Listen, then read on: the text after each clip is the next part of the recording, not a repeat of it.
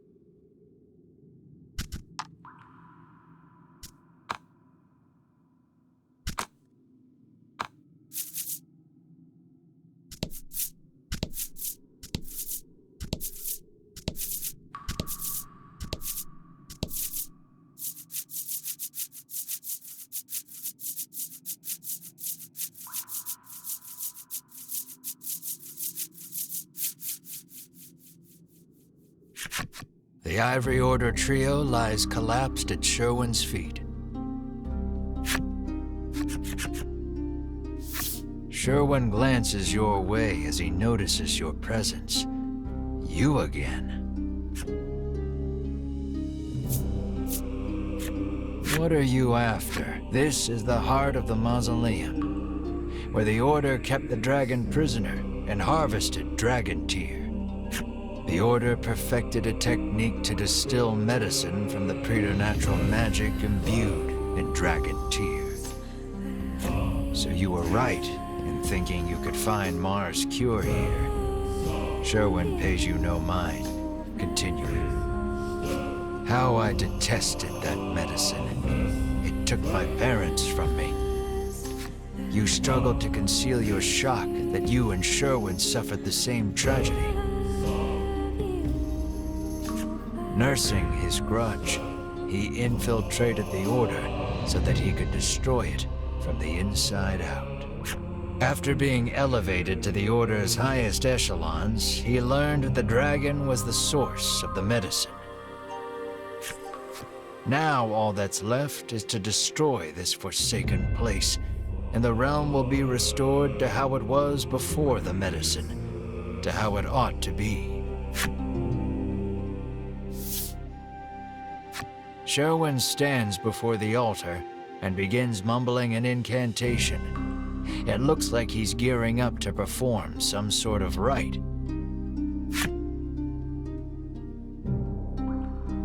The mausoleum will be destroyed if you don't stop Sherwin, and if that happens, you'll never get your hands on any dragon tear.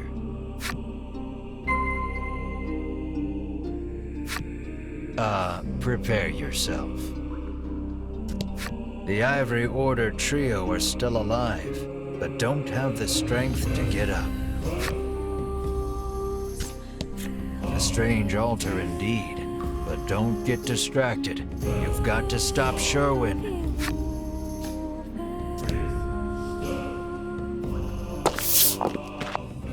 You attempt to stop Sherwin's rite. But the fallen Ivory Order trio totter to their feet. Master Sherwin, says Winifred, unable to quell her trembling. Why? You used us, growls Berwin, narrowing his eyes at Sherwin. Your actions betray everything the Order stands for, spits Hedwin.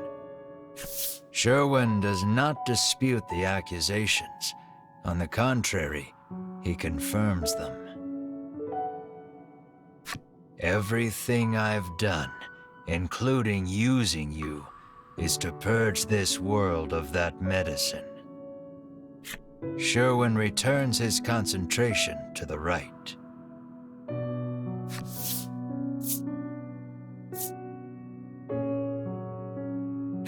You race toward Sherwin to stop the rite, but then Winifred blocks your way.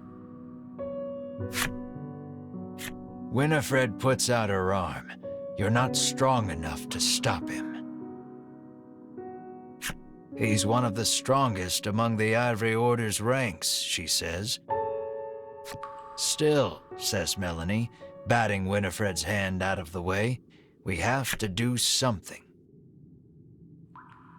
Let us help.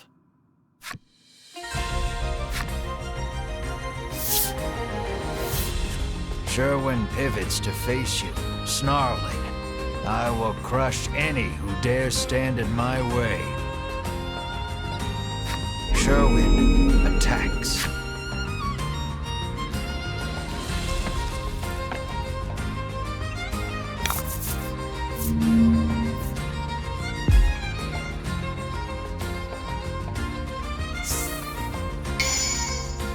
It'll take more than numbers to win here.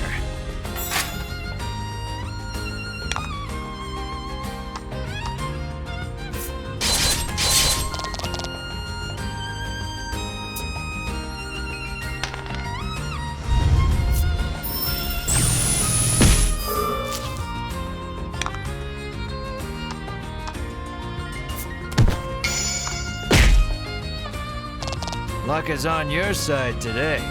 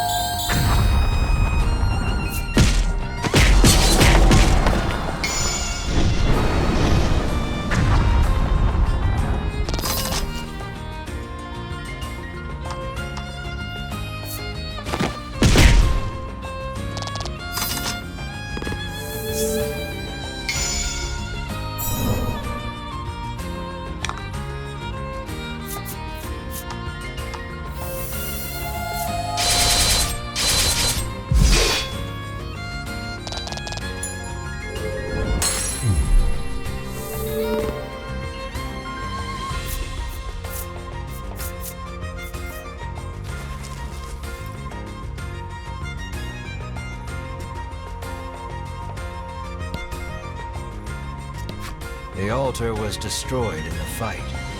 The bottles placed upon the altar as an offering now lie in shattered pieces across the ground.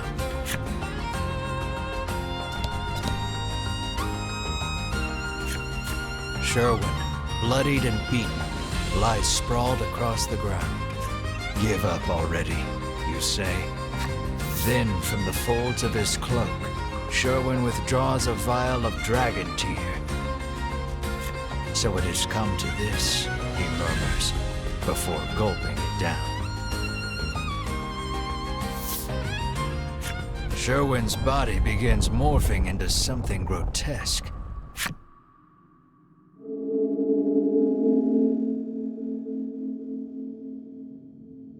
You hear a voice echoing in your head. A lifeless world, a deathless world.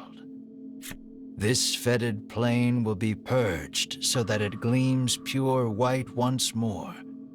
I, the Owisiswin, will make sure of it.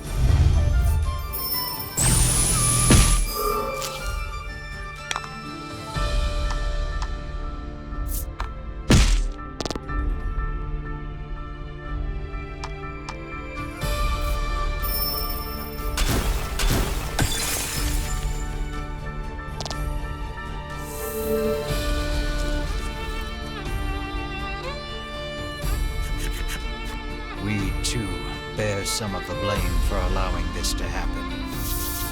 Winifred and the others combine their magic for an all-powerful strike.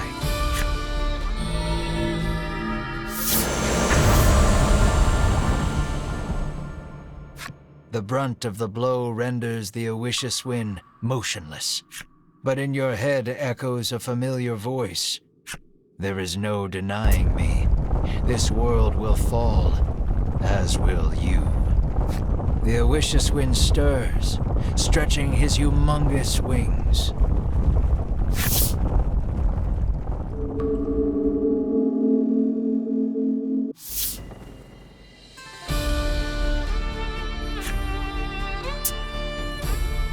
Their power depleted, Winifred and company retreat from the fore.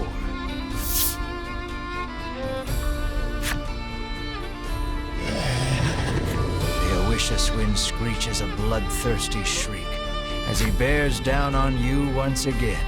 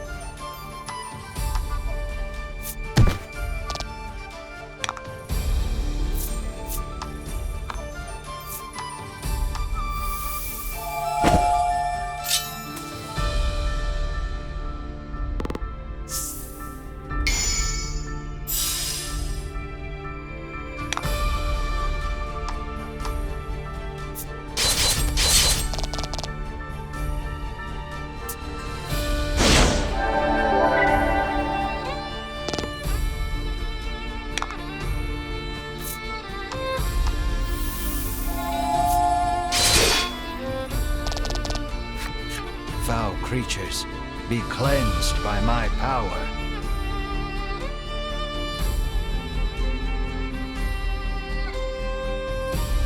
The Oishus Wind's power inhibits your actions.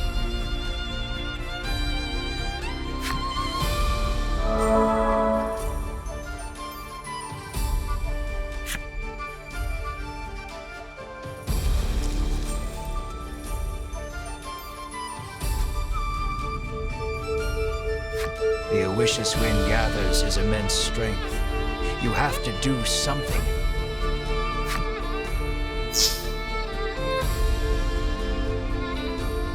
But the Oishus Wind's power binds you. Struggling against his power, Melanie recalls Vince's final words.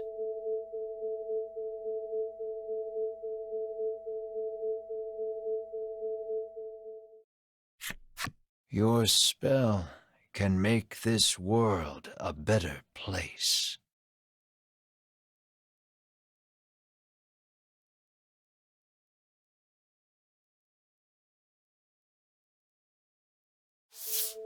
Through everything, realization strikes her. The only way out of this is to use forbidden magic.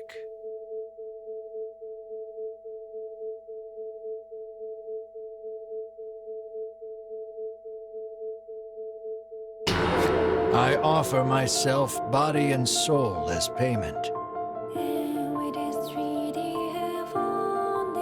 Melanie recites the spell, then turns to you.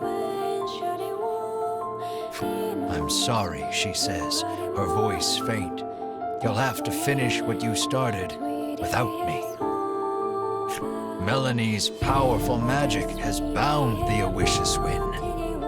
That same power, though, has also bound her.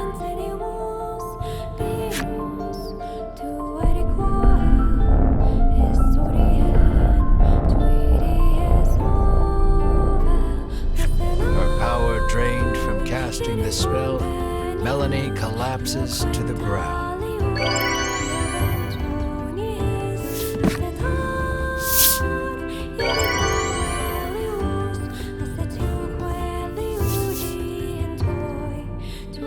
Her spell breaks the power binding you. You can move freely again and feel your strength return. The spell has bound the Oishus Wind. Now's your chance to end this.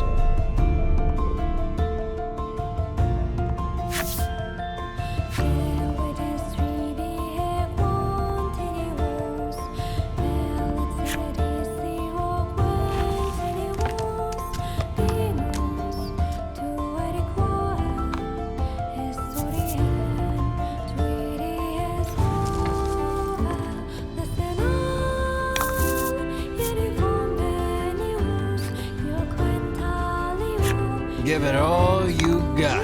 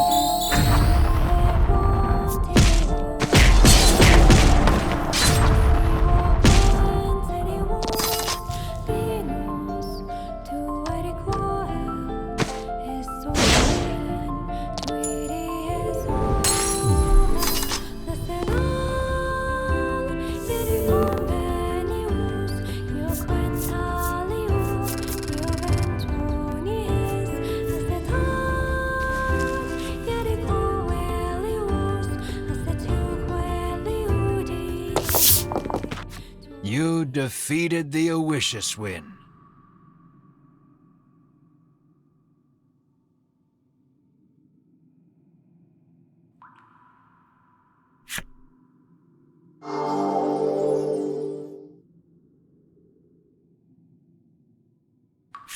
Sherwin, returned to his human form, seems not long for this world.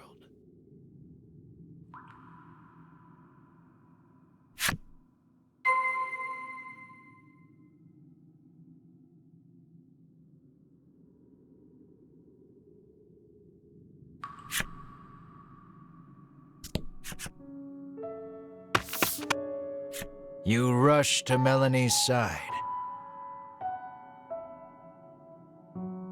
The moment you reach her, you notice something strange.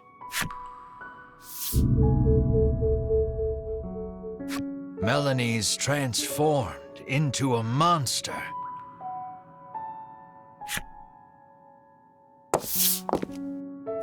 Just then, Winifred and the others return from their search of the area. It seems the emergency stores of dragon tear kept in the altar were all dashed upon the ground during your battle with Sherwin.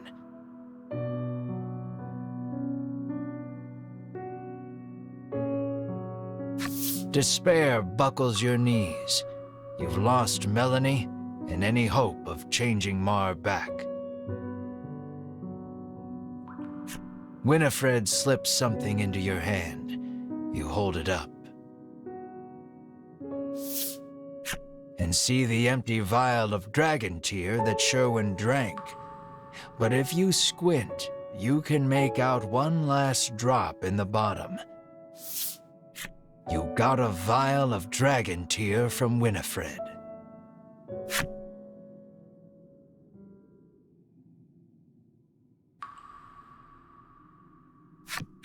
The world, cut off from its supply of medicine with the dragon's death. Your twin, for whom you have searched high and low for some way of restoring her human form. And Melanie, transformed into a monster and lying prone before your very eyes. You must decide for which purpose to put the all-powerful dragon tear. Think long and hard about this one.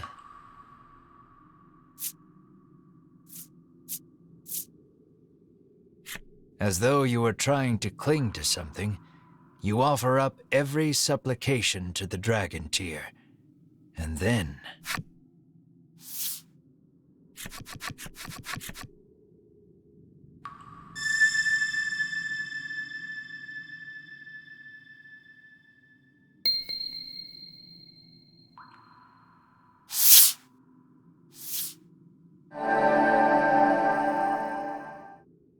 the dragon tear's light overwhelms you. You feel your consciousness start to slip away. Where's that voice coming from?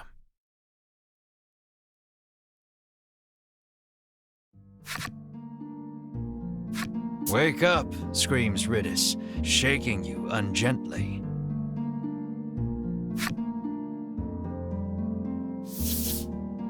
Your eyes peel open, and you glance around.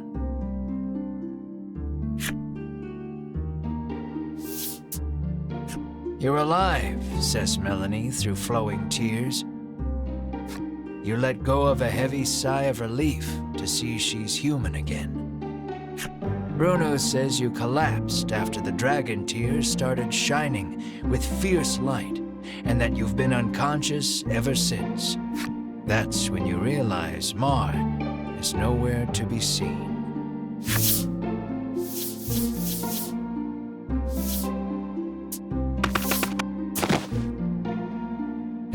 You wrap Mar, returned to human, in your firm embrace.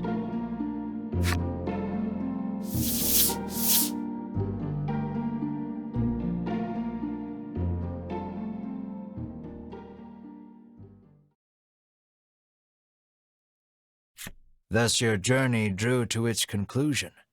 As for the story afterward, you return to Advent Castle and make your report of the events to Queen Nilla.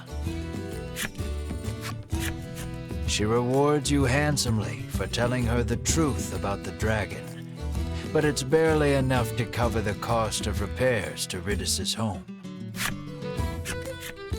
Bruno returns to the coastal village he calls home, still squabbling with Oreo. The dragon agrees to continue providing dragon tear for the kingdom, so long as he can live the rest of his life in peace and quiet. Queen Nilla denounces the Ivory Order for their cruelty and seizes control of medicinal production. She does all she can to ensure a more ethical manufacturing process. Winifred, Hedwyn, and Berwyn leave the Ivory Order, establishing a new organization to help the needy. And what of you, Mar and Melanie? Queen Nilla asks you to serve in her court, but that's not really something the three of you are cut out for. You decline, and to this day, the incessant bickering of the bounty-hunting twins and the Black Witch can be heard in various far-flung corners the world over. This is a story of long, long ago and long, long from now.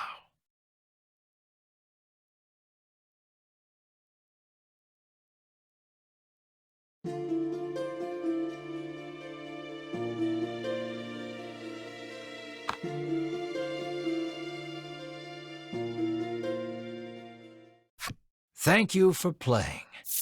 Did you enjoy your adventure?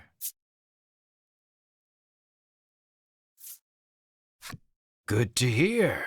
That means I succeeded as your game master.